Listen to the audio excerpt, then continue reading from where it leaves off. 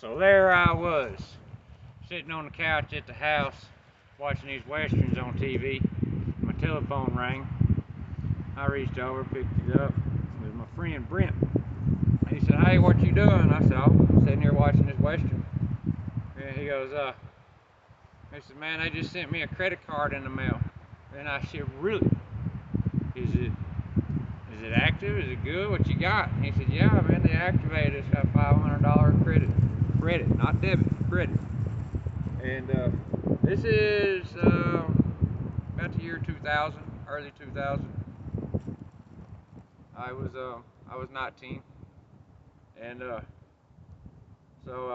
they said, "So what you got going on tonight?" I said, "Shoot, we're on our way to get you." Now when I say we, I mean me and my dog.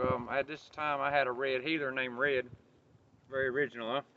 But so we went and got Brent, and first thing we did was we shot south to Texas, cause Oklahoma didn't have good beer at the time, just 3.2, unless you want to go buy hot beer from the liquor store. And no, I ain't waiting 7 minutes for my beer to get cold. Tick tock. But so we went on to Gainesville, Texas, and of course Gainesville, it was dry, so we headed east and stopped at Oak Ridge, Texas, and got a 20-pack of the Bud Light bottles. It's back when the time you could drink the Bud Light. I'll say early 2000. I was 19. And then we head over on to Sherman, Texas. All I got is this little Jeep Comanche pickup truck, and let's see, it's pretty uneventful. I mean, we went to a bar called Calhoun's, and I think it's just in between Sherman and Denison, Texas. I'm not sure. I don't really care. It don't matter. Not that important. But me being underage, it didn't take long to get kicked out of there.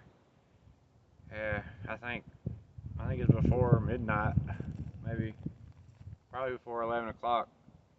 But decided to cross Lake Texoma to get back into Oklahoma, the Denison Dam. Then we saw this little dive beer joint on our way, and dadgummit, "Smoke, stop that now!" Oh, he won't quit rolling in dead stuff. He's about to be a dead stuff himself if he don't. You inconsiderate little prick. We have to live together. We sleep in the same house. I don't want to smell that.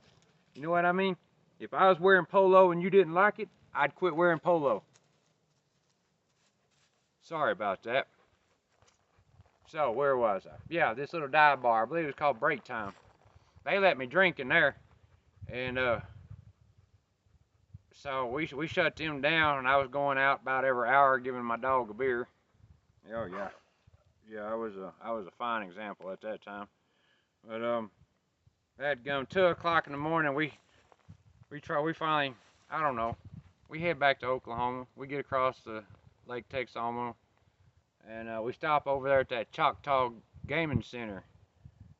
And it didn't take us long to get us kicked out of there either, cause hell, we wasn't there 5 minutes. My buddy Brent, he won like $8, I believe it was. I don't know, maybe not. He won something. He won some money, and he went and cashed it in. And he came back to me. And he said, "Man, that guy was an asshole." Well, that just ain't the thing to say to me. So I went and talked to that guy, and I remember well what I said. I said, "Excuse me, sir, this looks like a pretty good job you got. How much do you get paid?" And at the time, it was $8 an hour, and I believe that was better than minimum wage. And I said, "Wow, $8 an hour just to sit on your butt and do nothing but hand people money?" He said, "Yeah, a pretty good gig, huh?" And I said, "Yeah, it is. Why you gotta be an asshole when you do it?" Security. So, we're about 60-something miles from home. And we light out. We get on Highway 70. We're headed west, in the general direction of Love County, Thackerville, Oklahoma. And let's see, we get to Madill, Oklahoma, and man, running low on beer. And Brent, he's over there passing out on me, and if he goes to sleep, that's it for me. My dog's asleep. I asked him, I said, "How much money you think's left on that credit card?" And he come up with some number which was incorrect. Apparently, I don't think so. I don't know. It's because listen, this is where it gets weird.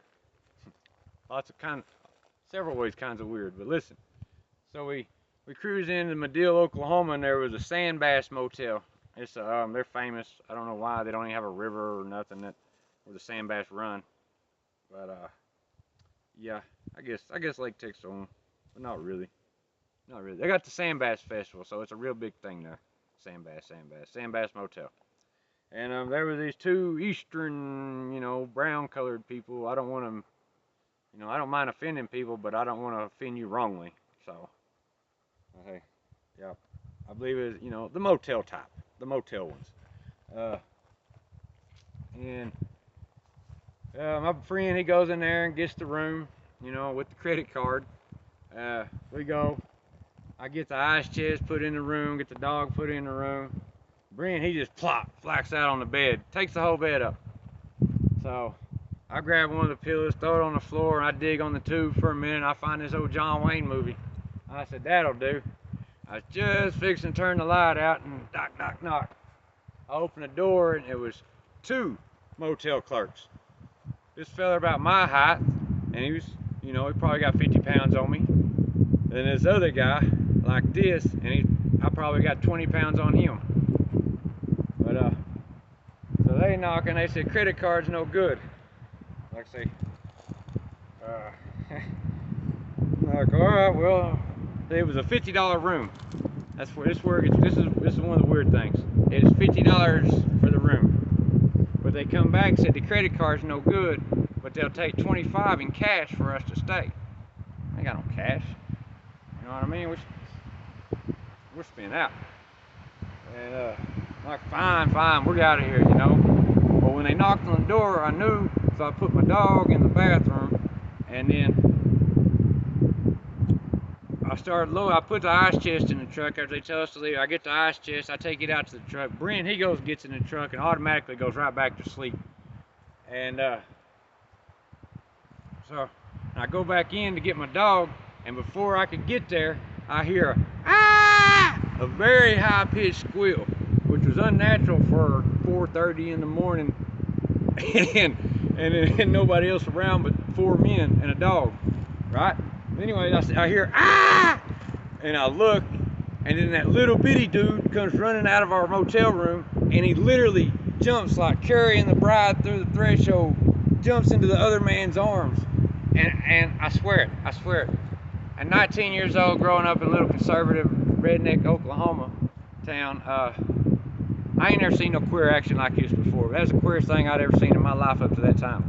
And I kept it down, being drunk and all. I kept it down. I didn't laugh at him, but instead I said, y'all watch it now. He ain't ate in a couple of hours. Now these men, they were willing to give me my motel room, but there's no way I was going to stay after that. So westbound again, on our way home, right? 4:30, 5 o'clock in the morning. We make it to Love County. Love County ain't far from Madill, Marshall County, Love County, they border. We're in Love County. I see the sun coming up. I still got 20 miles to go to the house, or to get to Brent's house. I'm taking him on first, driving.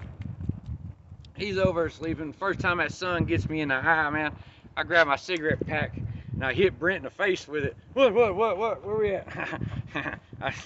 Anyways, so I drop Brent off and then headed out, and I get at the end of my driveway. You stay here, stay out of stuff. And I get to the end of his driveway, and I look over at Red, and I say, hey boy, you ready to go home? And he kind of looked at me like, so I get out of the truck, I open up the ice chest, and there's 3 Bud Lights still floating in there. Hey, stay close. And I said, the hell with it. This is a new day, we might as well. So I go on down to the river, and can't find my lighter. I don't know, couldn't find my cigarette lighter. Hey, told you to take this. Watch out, don't get over there in that territory. Y'all see him? Anyways, so I'm headed down to the river. I'm looking for my lighter, so I got the cigarette thing in from my mouth. Y'all got to know how drunk I am. I mean, I can't just go. I shouldn't be driving. I shouldn't be walking. I couldn't walk. Driving's all I could handle. Anyways, I push in the car cigarette lighter. See, back in the day, cars had cigarette lighters built into them and ashtrays.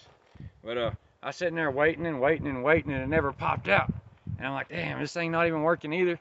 And so I pull it out and I stick my finger to it, and it burnt me. And I drop it in between my legs. So here I am, looking, trying to dig out this glowing piece of metal in between my legs. And by the time I get it, I look up and there's a tree. I mean, this close. I actually hit the tree and pushed it over a little bit, but good thing we was only like a quarter mile from where we were going. I don't see my there yet. We're just a quarter mile from where we were going. He's been a pain. I'm sorry, excuse me for a minute, but he's been a pain in the ass today, y'all. I mean, he's not listening at all. I don't know what it is.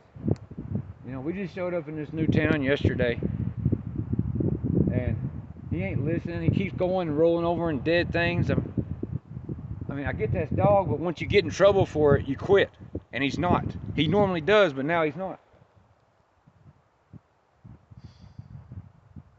It's like now he's not listening. I tell him to stay close. He knows what stay close means. Y'all think I'm being an asshole, but this is a very intelligent dog. He knows what I'm saying. He's doing this shit on purpose, and it's pissing me off. That's what bothers me more than him doing it. Is him doing it, and he knows. That's what bothers me. All right, so yeah, back to the story. Yeah, I hit the tree, got the cigarette lit though, and I got out, got another beer, let the dog in the front seat or in the back. I don't know. I let him in the back because when I got out to get a beer, man, he jumped out and took off running. He'd had enough. It was a long night, and yeah. I got down there, I pulled out his dog dish behind the seat of the pickup, and it was a little double dipper, you know, with the water and the food. I filled it up with the ice water out of the ice chest, put some kibbles in the other tray, and I crashed out in the front seat. I come to, almost have a sunburn on a part of my head there where the sun got to me. I got up and there was a truck parked beside me. I didn't really know who it was. I'd seen it before, but I didn't know him. And now my dog was down there with them. I mean, I guess I was all right. Surely he would have let me know if I was in danger. I don't know. Cow dog, you know, they're not exactly guard dogs. But yeah, I got back to the house probably 3 o'clock in the afternoon.